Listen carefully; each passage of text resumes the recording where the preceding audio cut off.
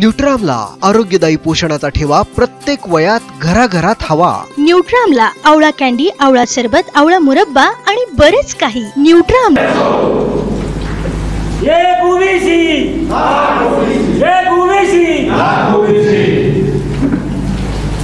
मी आपल्या पुढे आज भाषण करणार नाही, सगळ्यांचे भाषण झालेले आहेत।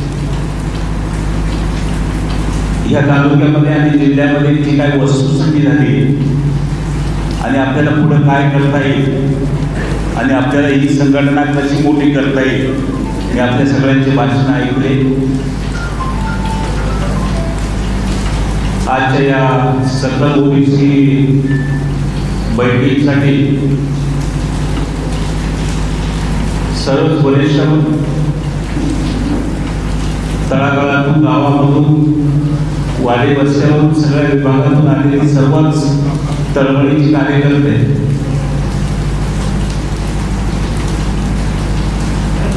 आज आपण प्रथमच ह्या बैठकीला उपस्थित झालो। मी तळमळीची 2 भाषणं ऐकली, एक बाळासाहेब साहेबांचं ऐकलं।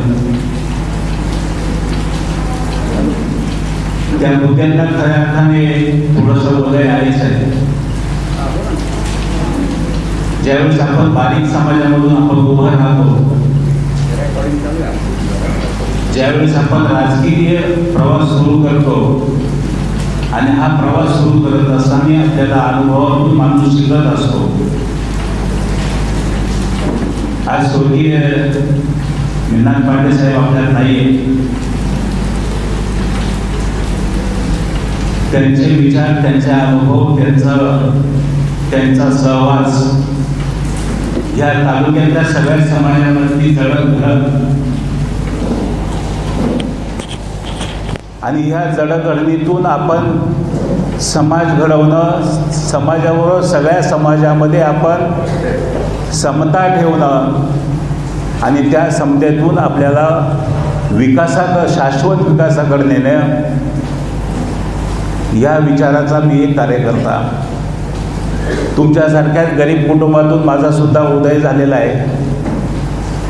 मी तुम्हाला सांगू इच्छितो की शेतातल्या नांगरणीपासून तर पेरणीपर्यंत सगळे कामं करणारा मी कार्यकर्ता आहे, हमाली कलेला कार्यकर्ता आहे। त्याच्यामुळं मी ह्या ज्या प्रोफेशनवर आहे असं अजिबात समजू नका की मी फार मोठ्या बिल्डरशाहीमधला आहे किंवा बिल्डर आहे। जे काही कमवलेलं आहे ते स्वकर्तृत्वाने कमवलेलं आहे। आजही 24 तासातले 22 तास काम करणारा मी कार्यकर्ता आहे। माझा उद्योगधंदा, व्यवसाय सगळं करून फक्त एकच की आपण स्वाभिमान गहाण ठेवू शकत नाही आणि म्हणून आपला व्यवसाय धंदा सगळं करत असताना, आपली जीवनाची जडणघडण करत असताना, कुटुंब चालत असताना, या सगळ्या व्यवस्था करत असताना संपूर्ण देशातले 5-6 राज्य फिरून मी माझा व्यवसाय उभा केला आणि हे सगळं करत असताना मला फक्त माझं गाव आठवतं। मी ज्या मातीत जन्मलो त्या मातीतल्या माणसांना आपण न्याय देऊ शकतो का?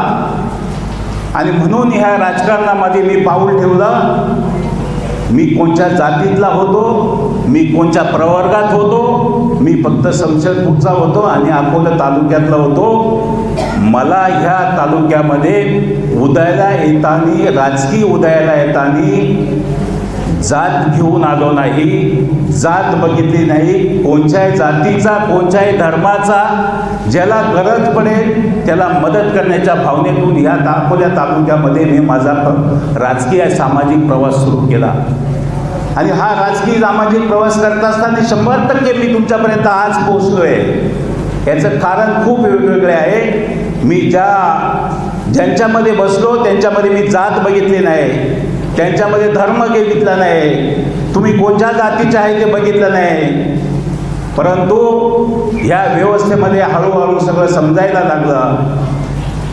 आपला व्यवसाय, उद्योगधंदा करत असताना आपण राजकीय क्षेत्रामध्ये आपण पुढं जात होतो, आपण काम करत होतो आणि आपला उद्देश एकच होता की आपल्या सगळ्यांना न्याय मिळाला पाहिजे।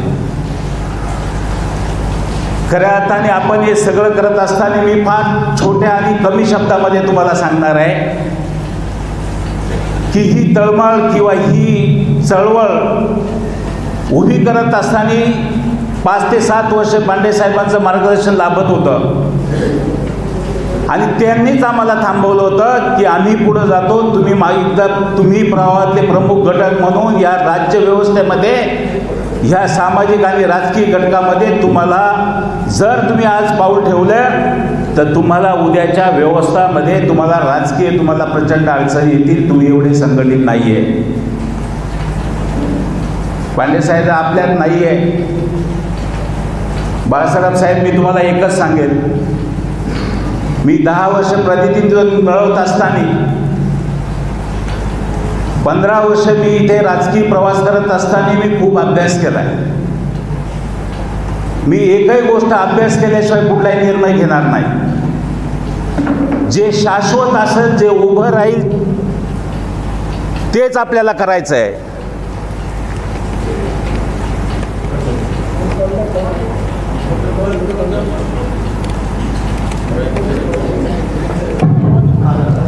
तेच आपल्याला उभं करायचं आहे.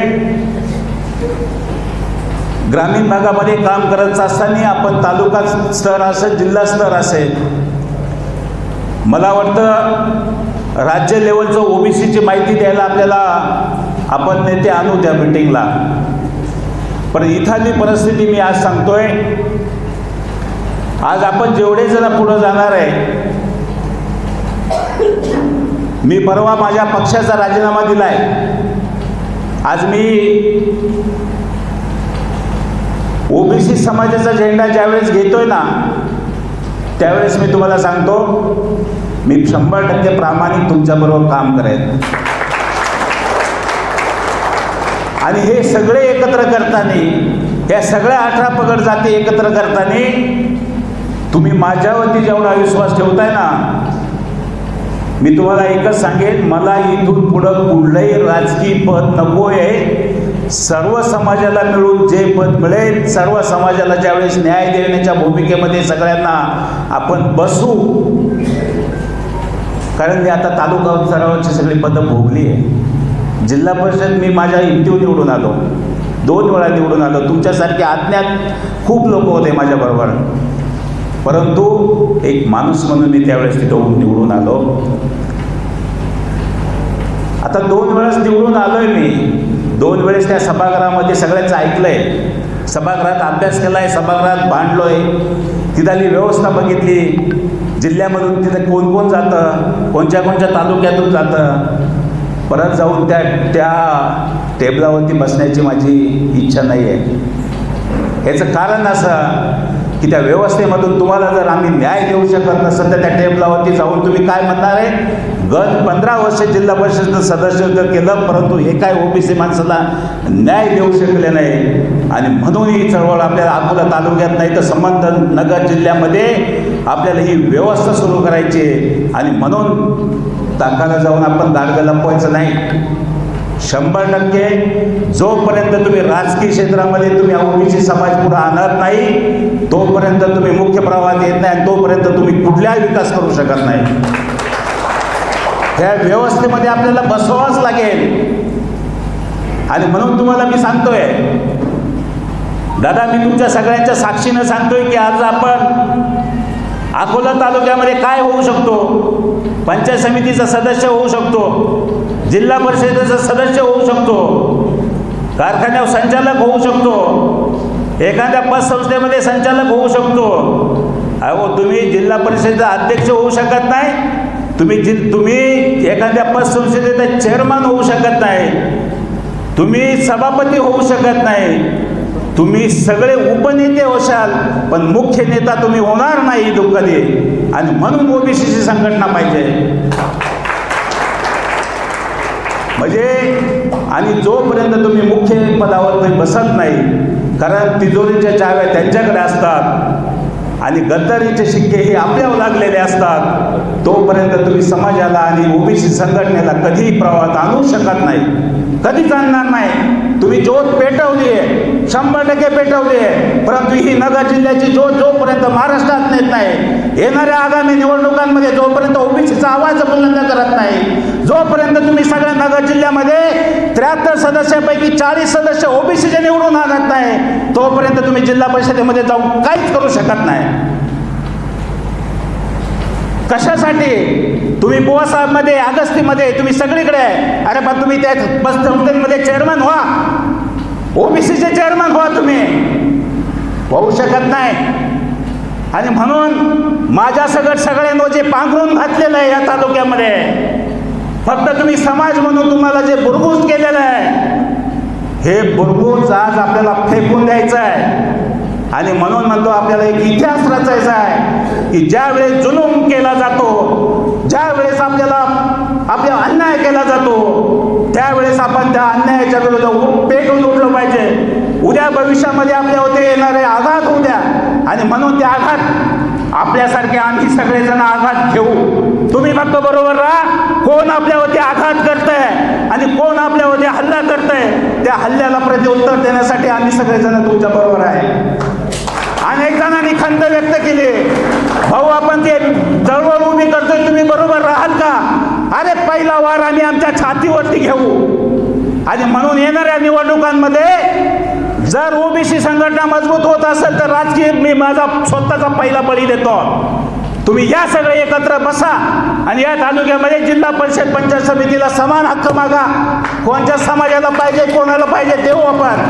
परंतु एकच सांगतो, अकोला तालुक्यामधून 3 जिल्हा परिषद सदस्य आणि पंचायत समितीचे 6 पंचायत समिती सदस्य निवडून आणल्याशिवाय आपण गप्प बसायचं नाही. मी थांबतो नितीनराव, मी थांबतो. चला, अरे मी राज्य लेवलला काम करेल, तुमच्यासाठी जे नाही ते करेल. मला खालच्या लेवलला काम करून मला काय मिळणार आहे? तुमच्यासाठी बांधायचंच आहे ना, 100% वाढवू.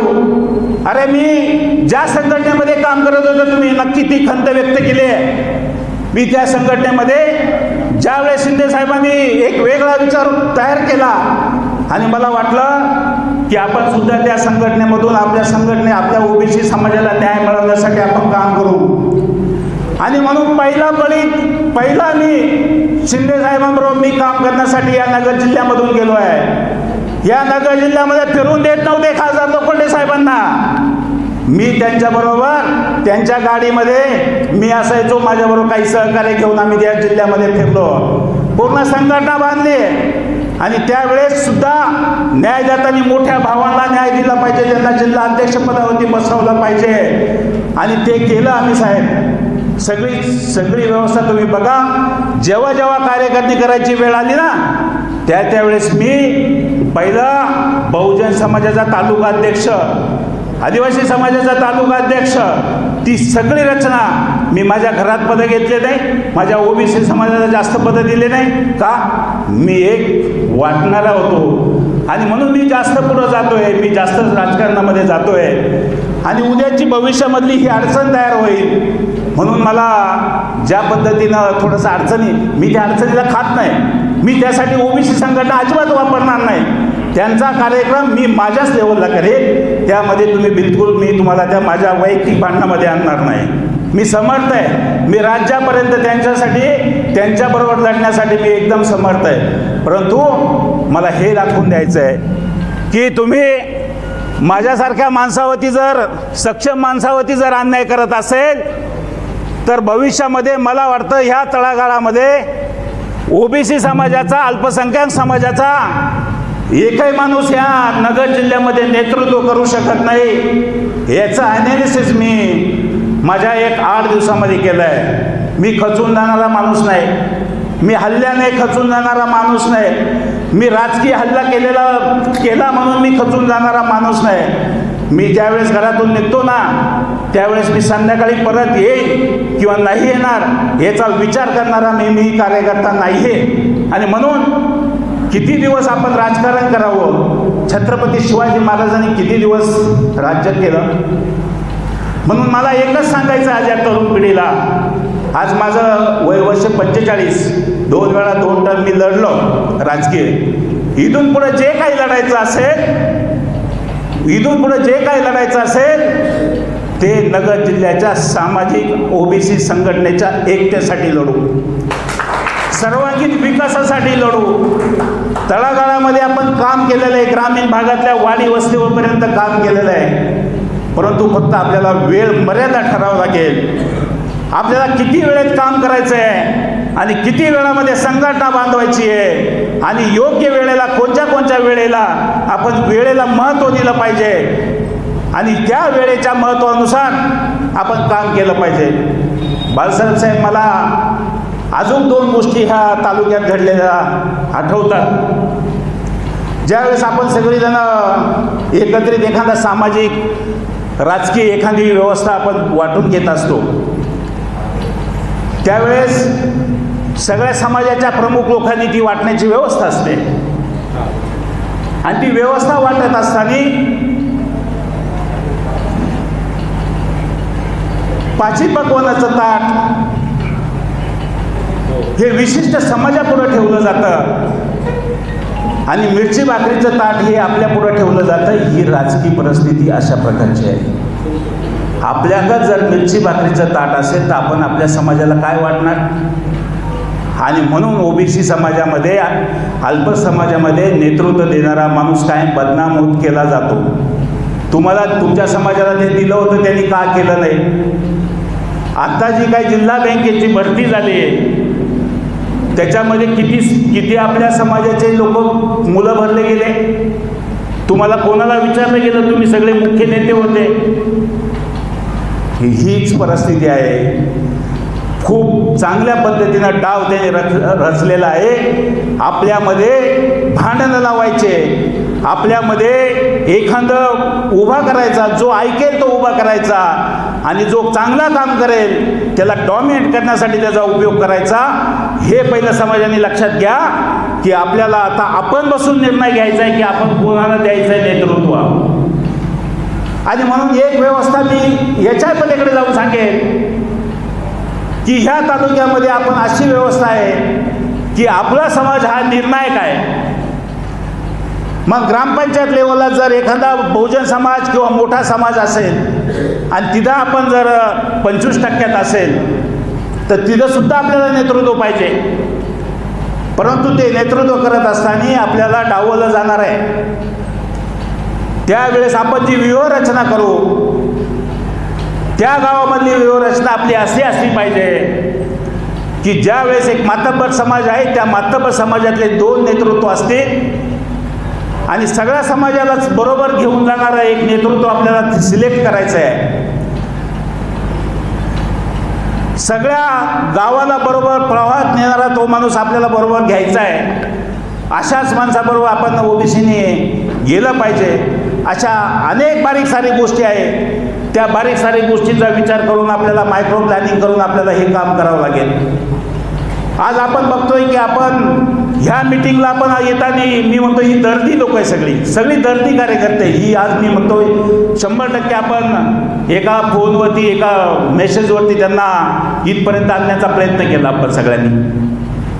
मला भविष्यामध्ये अनेक गोष्टी भेडसावतात की आपण हा प्रवास सुरू करतोय आणि या प्रवासामध्ये आपल्याला जात असताना आपण काय काय केलं पाहिजे. सर, मला आपल्याला आपण त्या दिवशी बोलताना सांगितलं की आपल्याला एक छोटीशी पुस्तिका, आपण फार मोठी नाही, एक छोटीशी पुस्तिका, त्याच्यामध्ये आरक्षणाचे उद्देश, आरक्षणाचे फायदे, आरक्षणामध्ये आपण कसं केलं पाहिजे, आपण काय संघटनेत कसं आलं पाहिजे, याच्यावरती एक छोटंसं विश्लेषण, जसं गजानन गणपतीचे आरतीचं पुस्तक असतं एवढंच पुस्तक आपण प्रत्येक घरामध्ये पोहोचवण्याची आपण ही पहिली व्यवस्था करू. एक आपल्याला कार्यालयाची व्यवस्था आपल्याला करायची. त्या कार्यालयामध्ये आपल्याकडे प्रत्येक वाडी वस्तीवरती गावामध्ये आपली काय समाज आहे त्या समाजाची सगळी माहिती आपण त्या कार्यालयामध्ये होईल. त्यांचे कॉन्टॅक्ट नंबर होईल. सामाजिक आणि राजकीय आपल्याला उभारी देण्यासाठी भविष्यामध्ये मोठे मोठे शैक्षणिक संकुल असेल, आपली मोठी उद्योजक मंडळी असेल, आपल्याला मुख्य प्रवाहात आणण्यासाठी आपल्याला शैक्षणिक सुधारणा कशी होईल आपल्याला मुख्य प्रवाहामध्ये कसा येईल, तो व्यवसायाच्या दृष्टीने कसा पुढे येईल, त्याची आर्थिक सबलता कशी होईल, ह्या दृष्टीने सुद्धा आपल्याला एक प्लॅटफॉर्म आपल्याला ह्या अकोला तालुक्यामध्ये उभा करावा लागणार आहे. हे सगळं काम करत असताना आपल्याला ह्या अकोला तालुक्याची जडणघडण ही नगर जिल्ह्याशी आपण जिल्हा म्हणून ज्यावेळेस आपण बघतो त्यावेळेस आपल्याला त्या प्रवाहामध्ये टिकण्यासाठी आपल्याला खंबीर अशी नेतृत्व आपल्याला ह्या तालुक्यामधून उभी करावं लागणार आहे. आपल्या आजूबाजूचे तालुके आहे, संगमनेर असेल, सिन्नर असेल, या तालुक्यांमध्ये सुद्धा आपली एक चळवळ मोठ्या प्रमाणात उभी राहिली तर शेवटी आपण ज्या वेळेस आपण एकटं पडणार नाही याची खंत आपल्याला कधी वाटणार नाही. आणि म्हणून अनेक जणांनी ह्या गोष्टीचा काही खंत व्यक्त केली, अनेक खंत व्यक्त केल्या की उद्याचाच मेळावा तुम्ही, उद्या ही बैठक का घेताय, तुम्ही मेळावा का घेतात. मी आपल्याला सगळ्यांना जाहीरपणे सांगतो की उद्या आपल्याला मेळावा घ्यायचा आहे. आपल्या अकोला तालुक्याची भूमिका आपल्याला स्पष्ट करायची आहे. आपल्या मातीतून अनेक लोकांनी पांडे साहेबांसारखं नेतृत्व उभं राहत होतं, नगर जिल्ह्याचं नेतृत्व करणार होतं. मी आज ह्या सगळ्या गोष्टी बोलणार नाही, पण ज्या वेळेस ते बोलता बोलता समाजातल्या काही भाषणांमधून त्याचा विपर्यास काढला गेला, त्यांनी मानसिकदृष्ट्या खूप स्वतःला खचून घेतला. आणि पांडेसाहेब आपल्यातून निघून गेले. मी आपल्याला एकच सांगेन, जेवढी काही आपल्या ओबीसी समाजामध्ये जी काही प्रमुख लोक आहेत, ज्यांनी हे रोपटं लावलं आहे, तुमचं मार्गदर्शन, युवा पिढीचं त्याच्यात कॉन्ट्रीब्युशन, उद्योजक लोकांचं, सगळे व्यावसायिक लोकांचं त्याच्यामध्ये जे जे करू शकतो ते करून आपण ह्या समाजाचा ऋण फेडण्यासाठी, आपण हा समाज उभा करण्यासाठी, आपण तळागाळातला शेवटचा तालुका हा अकोले तालुका आहे. आणि हा अकोला तालुक्यात ओबीसीचं रोपटं ज्यावेळेस आपण अकोल्यात लावू, मला वाटतं याचं वटवृक्ष हे अहमदनगर जिल्ह्यामध्ये, अहिल्यानगर जिल्ह्यामध्ये नक्कीच फुलेल. म्हणून होणारा मेळावा आपली सगळी आयोजक मंडळींनी सांगितलं आहे. आता समाजाच्या ज्या काही गोष्टी आहेत त्या करण्यासाठी आपण सगळे बांधिलकी घेऊनच काम करतो आहे. परंतु होणारा मेळाव्यासाठी आपल्याला जे काही नियोजन करायचं आहे, हे नियोजन कमीत कमी अकोला तालुक्यामध्ये 25 ते 30 हजार हा ओबीसी समाजाचा मेळावा घेण्याचं आपलं नियोजन आहे. या मेळाव्यामध्ये राज्यातले सगळे प्रमुख, भुजबळ साहेब असेल, पंकजाताई मुंडे असतील, लक्ष्मण हाके असतील, राम शिंदे साहेब असतील, जी काय आपण सगळे कोर कमिटी बसून आपण निर्णय घ्या की आपल्याला कोण आपण सगळ्यांपर्यंत आपण पोहोचण्याचा आपण प्रयत्न करणार आहोत. त्याच्याविषयी सगळी सखोल माहिती आपल्या त्या ग्रुपवरती फिरेल. आपण गावोगावामध्ये जाऊन समाज जागृतीसाठी आपण जे काय काम करणार आहे ते त्याच्यासाठी पण एक वेळ ठेवणार आहे रेणुका साहेब. आपण तो वेळसुद्धा आपण ठेवणार आहे. आपली एक 50 लोकांची एक प्रमुख टीम तयार झाली पाहिजे. त्याच्यामध्ये परत काही सब टीम तयार झाल्या पाहिजे. आणि त्याच्यामध्ये आपलं जे प्रसिद्धी आहे, प्रसिद्धीचं काम हे कंटिन्यू सुरू झालं पाहिजे. आणि म्हणून हे सगळं करत असताना आपण एक योग्य वेळ घेऊन आपण तो मेळाव्याचं आपण नियोजन आपण मोठ्या विस्तृत पद्धतीनं करू. मी तुम्हाला खात्री देतो, ह्या मेळाव्यासाठी मला जेवढं काही योगदान देता येईल, मला जे काही करता येईल, मी एकच सांगेन की ह्या अकोला तालुक्यातल्या मेळाव्यामध्ये ओबीसी समाज मी उघडा पडून देणार नाही. नक्कीच आपण अहिल्यानगर जिल्हा आपलं आदर्श घेईल. आणि इथून पुढचे संगमनेर असेल, नेवासा असेल, कोपरगाव असेल, श्रीगोंदा असेल, ही सगळे मेळावे होऊन आणि अहमदनगरमध्ये, अहिल्यानगरमध्ये 1 लाख समाजाचा मेळावा आपण थोड्या दिवसामध्ये घेण्यासाठी आपण सगळ्या जिल्ह्याच्या, सगळ्या तालुक्याच्या नेत्यांना आपण सांगू की तुम्ही आता आमच्याबरोबर घ्या.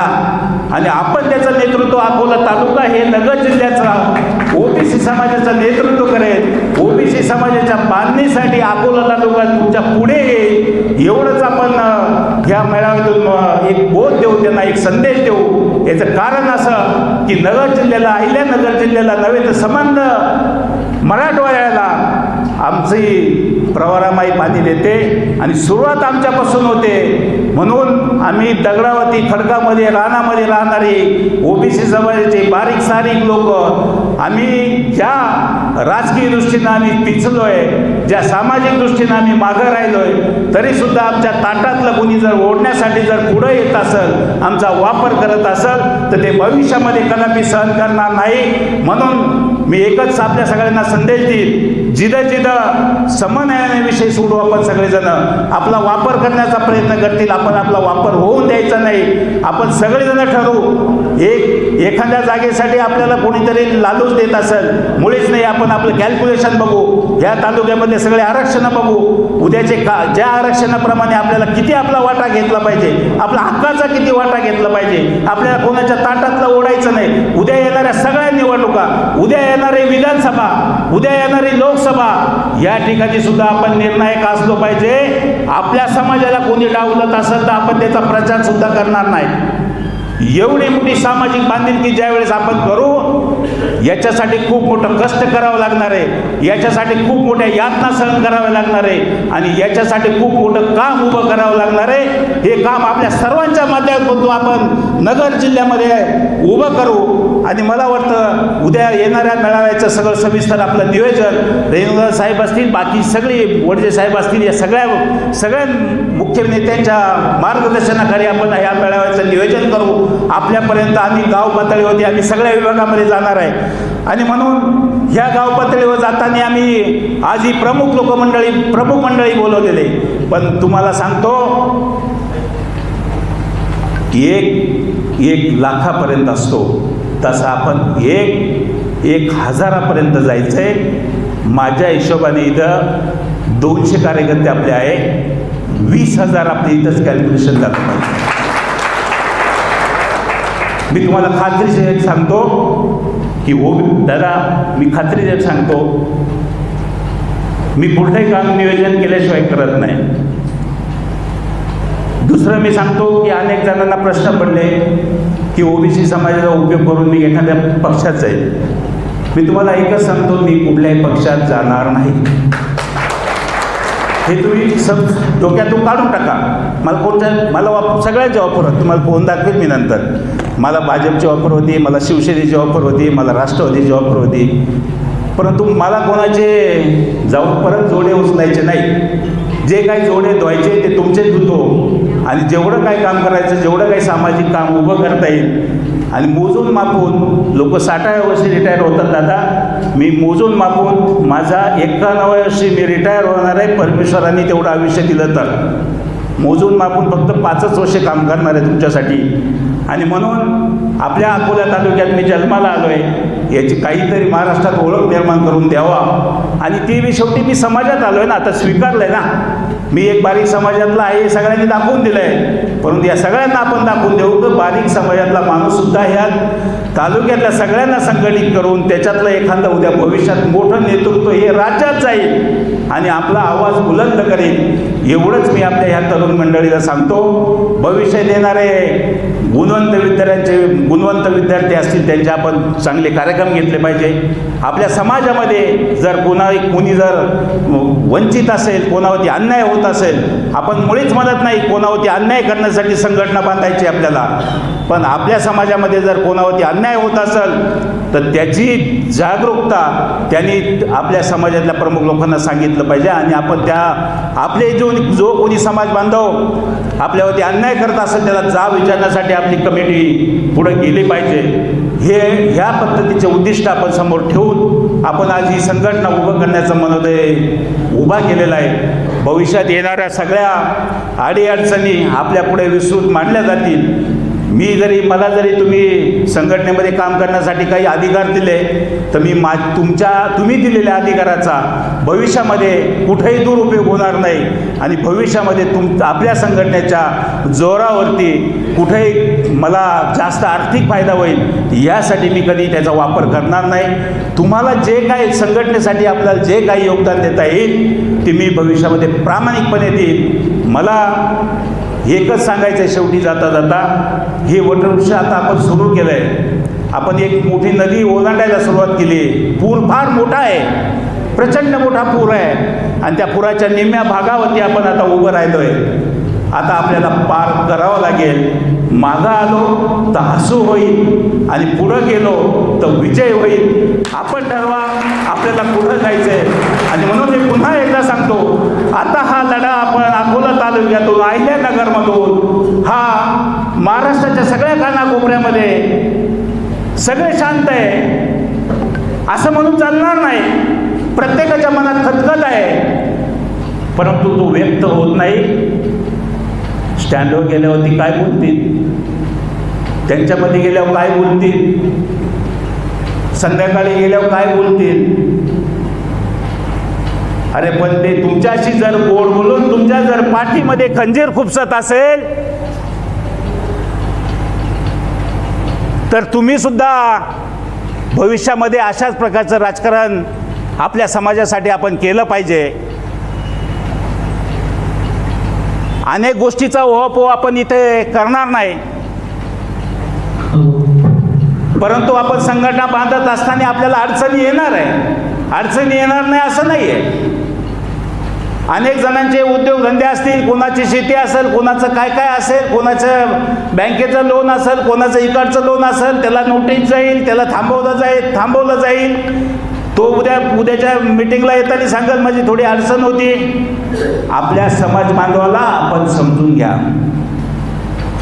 कारण 40 वर्षाचा त्याचा संसार चालवत असताना त्यांनी केलेल्या काही चुका, सामाजिक बांधिलकी त्यांनी जोपासण्यापेक्षा त्याच्या कौटुंबिक ज्या चुका झालेल्या असतात त्या कुटुंबातल्या त्या चुका आणि ते सुधारत असताना त्याला सामाजिक त्याला काही अडचणी येतील, त्याचं सुद्धा आपण निरसन भविष्यामध्ये करण्यासाठी जसं संतोष भाऊंनी सांगितलं एखादी चांगली पतसंस्था असली पाहिजे। ताजने साहेब आपली पतसंस्था आहे चांगली, तिला उदयास आणा, तिच्यामध्ये किती प्रकारच्या ठेवी चांगली लोक आहेत त्याच्यात आणून त्याच्यातून गोरगरीब आपले ओबीसी बांधव त्यांना कर्ज उपलब्ध करून देण्यासाठी सुद्धा आपण पुढे येऊ सगळीजण। आणि म्हणून या सगळ्या व्यवस्था आपल्याला आज या सगळ्या ह्या एका बैठकीमध्ये सांगून सगळं संपणार नाही आहे।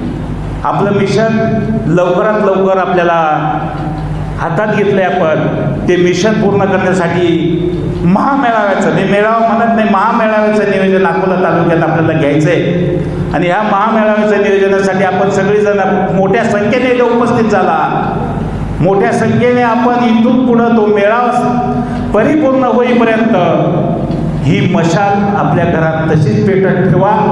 आपल्या खांद्यावरती घेतलेलं सगळं जे समाजाचं आता जे काही जबाबदाऱ्या आहे त्या जबाबदाऱ्या पेलण्यासाठी आपण सगळेजण सज्ज होऊ आणि ना भूतो ना भविष्य असा एल्गार ओबीसीचा एल्गार या अकोला तालुक्यामधून आपण अहिल्यानगर जिल्ह्यापर्यंत आणि संपूर्ण महाराष्ट्रामध्ये नेऊ एवढीच मी इच्छा व्यक्त करतो। थांबतो। ओबीसी समाजाचा जय